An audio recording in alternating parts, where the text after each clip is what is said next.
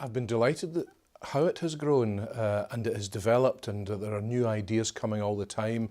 Most importantly, I think we've put down roots in the town. I'm from here originally, of course, but so I know the community. I know how they work and what the music is and what the music they make in the community.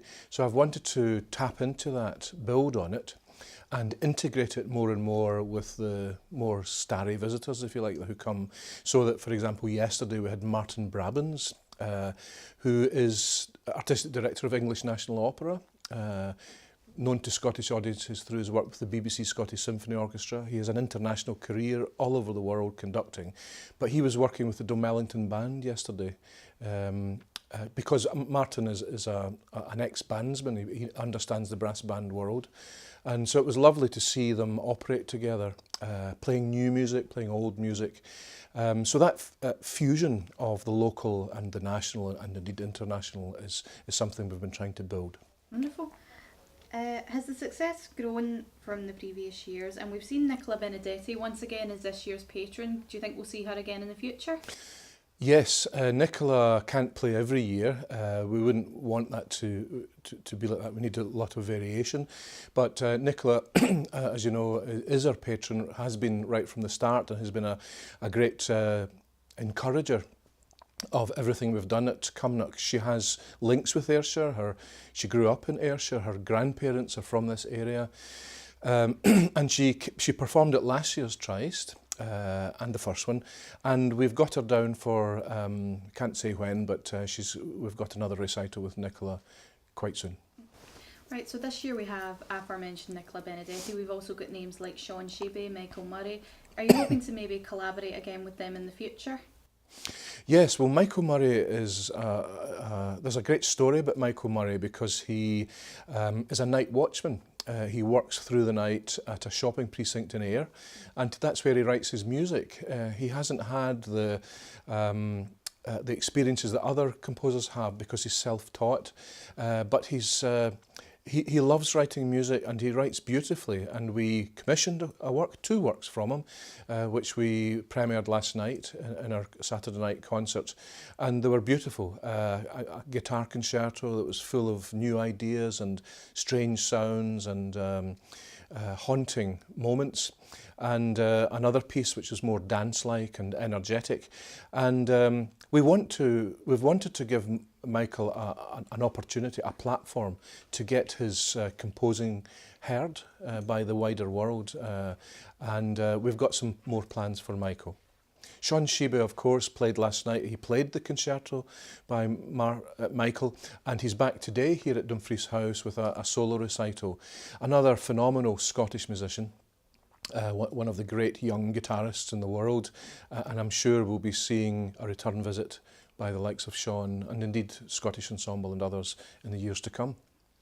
The other big arts festival locally is the Boswell Book Festival. I think it's the only biography festival in the whole world, and it's based around that other historic Ayrshire figure, James Boswell, who lived here in Auchinleck House. A great friend of Dr. Johnson. And the Boswell Book Festival have built up a marvellous support locally and have great writers coming each year.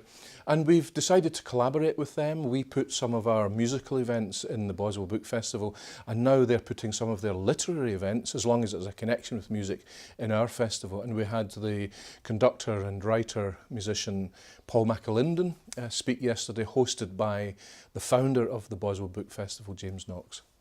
This is also your third year collaborating with Street Music Scotland. Do you think the inclusion of the younger pupils or the younger generation of East Ayrshire, do you think that lends a certain element to the festival? Well, we've always been very keen to work with the schools locally, so we do composition workshops in Cumnock Academy, Auchinleck Academy, some of the young schools as well, the little schools like Greenmill Primary School, which has a string project. So Scottish Ensemble, of course, being a string ensemble, we're able to work very closely with them. It's important that we plant seeds for the future in terms of music in the area.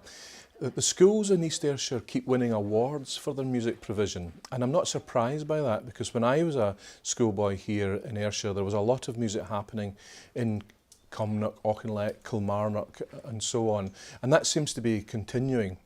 We will continue to work with the schools. Drake Music is another phenomenal success story in Scotland, because they work specifically with special needs children and adults, and so we've always given pride of place to special needs people in the Cumnock area, and in fact so much so that we put them at the heart of it. They are performers with Drake Music in one of our big concerts. This festival, it was the Kaleidoscope Symphony, and the Drake Music people, Drake Music musicians, go into these places and work with musicians that sometimes are very handicapped, and they have very limited movements of hands, but Drake have devised these wonderful electronic instruments that basically can just respond to touch, or even putting a hand in front of an electronic ray will set off musical reactions. And all this is involved and brought together with the compositional project that we run. Do you think opportunities like that will then encourage people in the area to, again, younger people, to take the seeds in classical music and help to encourage them to go on? My big hope is that the Tryst will play a part in rejuvenating an interest in music in the area. The interest is there anyway. We're just here to help, I suppose, and to lend a hand, and to perhaps give an exciting platform for the young people who play in our concerts, for the not so young people who sing in our festival chorus from the Ayrshire area, and working with some of the great musicians in the world, such as Eamon Dugan, who's one of the great choir trainers in the country, has lifted the standards of that festival chorus to quite a high level, and Eamon's very keen to continue with us. So I have great hopes that that degree of integration between the great professional musicians, if you like, and local people, amateurs, but also young children, will thrive and grow in years to come. And who knows, there may be more musicians come from East Ayrshire that make their mark, like Nicola Benedetti, like Jay Caporo, who's from New Cumnock and now establishing a major career as a composer. Michael Murray comes into that category, and we have our eyes open for future composers and other musicians too in the area.